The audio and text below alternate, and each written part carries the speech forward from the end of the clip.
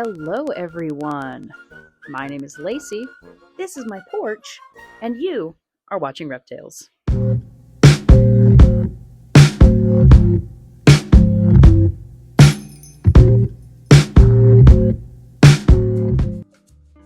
So today, I don't have Lieutenant Dan with me. Instead, I have the goose, as you can see, being the goose. It's a little chilly out for Lieutenant Dan. I mean, it's in the 70s and it's kind of rainy, so I didn't want to bring him outside with me today. I'm going to let him stay in his nice warm house.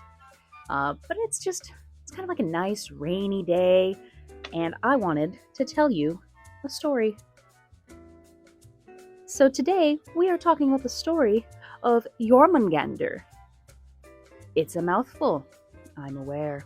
Jormungandr comes to us from the Norse mythology.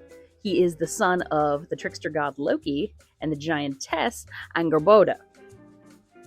The Norse, the names, we love them. It's doing the most. Loki and Angerboda had 3 children: Jormungandr, the world serpent, Fenrir, the great wolf, and Hel, goddess of the underworld and giantess. Now, these 3 children were prophesied to cause great harm and great misfortune to all the realms. So they were brought to Odin for him to evaluate them, take a look at them, and figure out what is to be done with them. Because Odin, as we know, or as some of us know, Odin does not, he's not about the destruction and stuff on his watch. He's not good with this, right?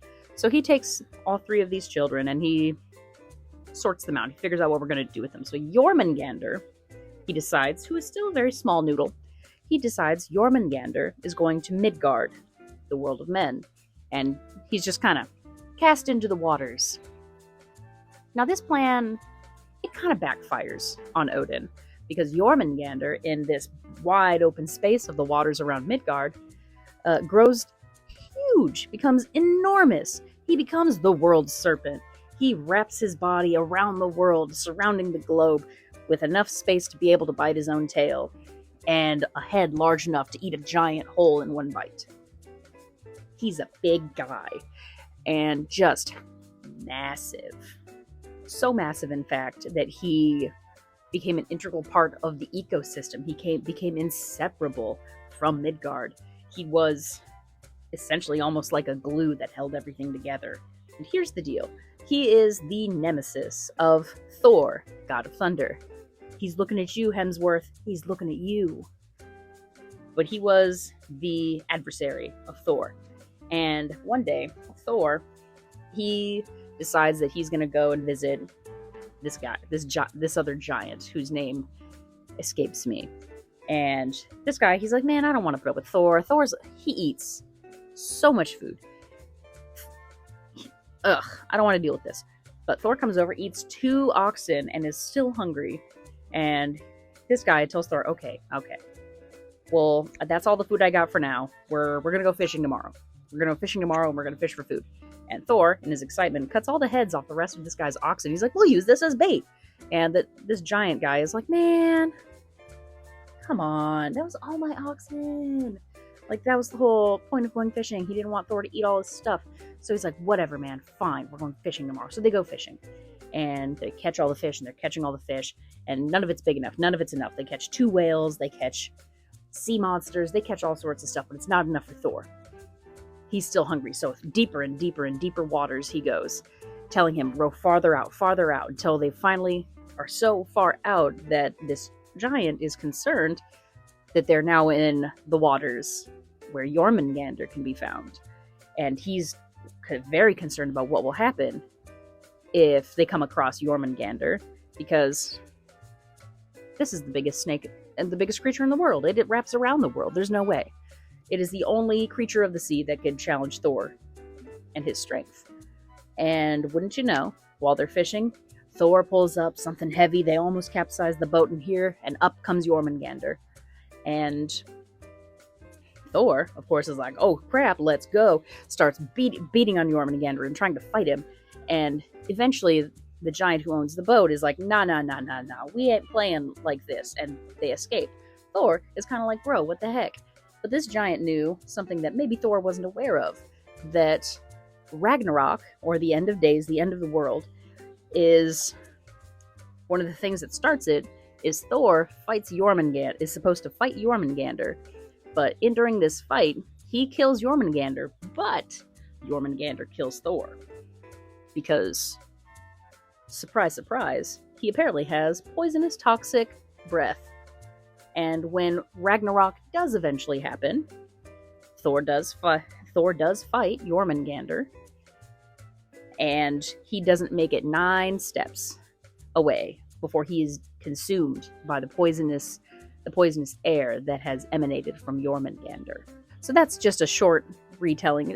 There's a lot of detail missing, but that's our basic Jormungandr story. There's a bunch that's missing from the historic record, well, the mythological record from Norse mythology. There's a lot missing because a lot wasn't preserved.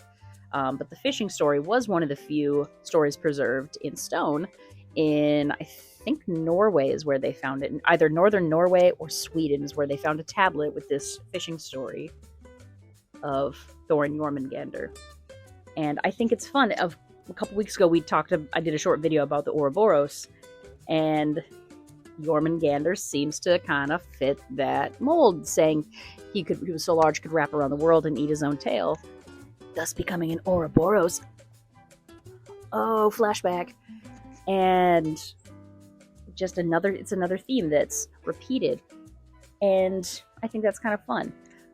Another unfortunate theme that is repeated across a lot of mythologies is that Jormungandr is evil, that snakes are evil and bad, and Jormungandr is just like that. He's evil and he's bad, and he's going to bring about the destruction of the world.